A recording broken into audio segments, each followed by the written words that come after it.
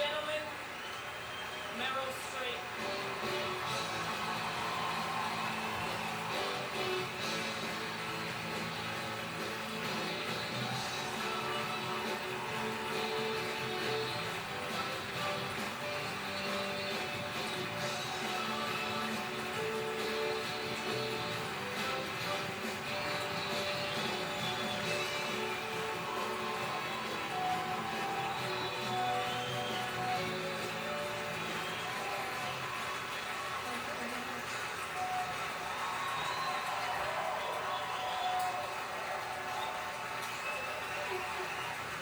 Thank you very much.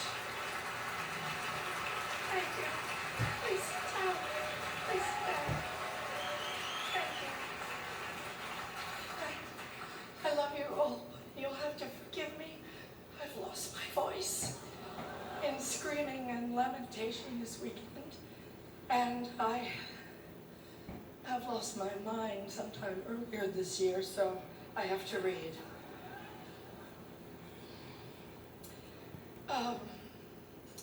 Thank you, Hollywood Foreign Press.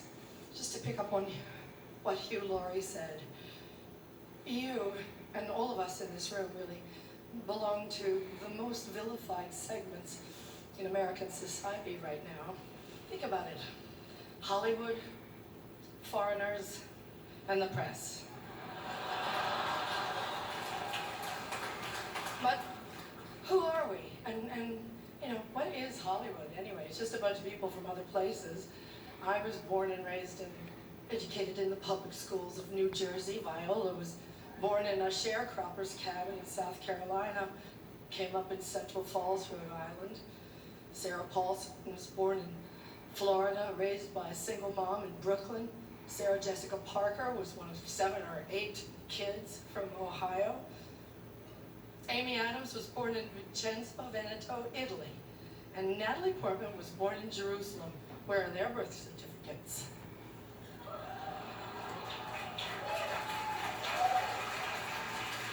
And the beautiful Ruth Nega was born in Addis Ababa, Ethiopia, raised in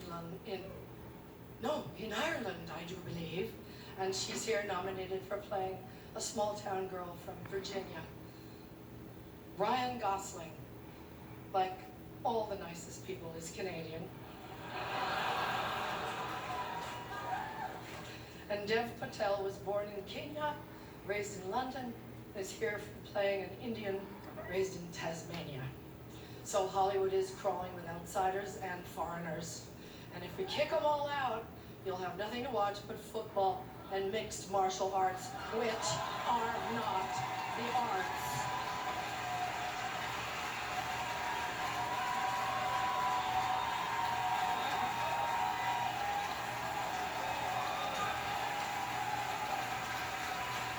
They gave me 3 seconds to say this, so. An actor's only job is to enter the lives of people who are different from us and let you feel what that feels like. And there were many, many, many powerful performances this year that did exactly that. Breathtaking, compassionate work. But there was one performance this year that stunned me. It sank its hooks in my heart. Not because it was good. There was nothing good about it. But it was effective and it did its job. It made its intended audience laugh and show their teeth. It was that moment when the person asking to sit in the most respected seat in our country imitated a disabled reporter, someone he outranked in privilege, power, and the capacity to fight back. It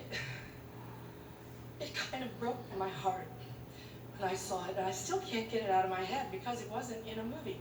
It was real life.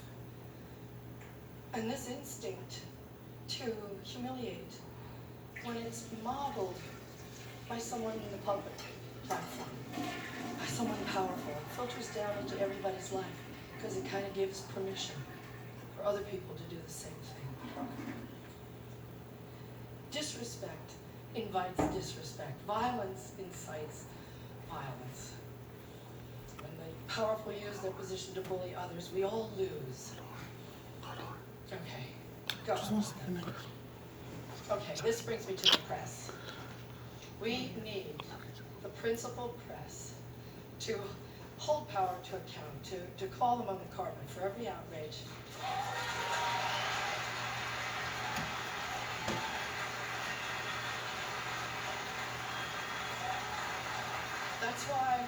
That's why our founders enshrined the press and its freedoms in our Constitution. So I only ask the famously well-heeled Hollywood foreign press and all of us in our community to join me in supporting the committee to protect journalists, because we're going to need them going forward, and they'll need us to safeguard the truth. One more thing.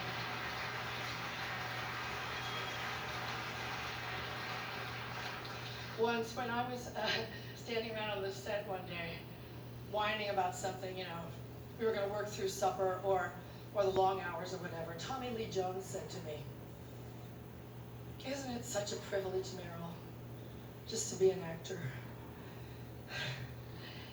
Yeah, it is, and we have to remind each other of the privilege and the responsibility of the act of empathy. We should all be very proud of the work Hollywood honors here tonight.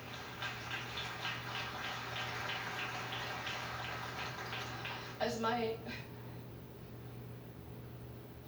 my friend, the dear departed Princess Leia, said to me once, "Take your broken heart, make it into art." Thank you for inviting me.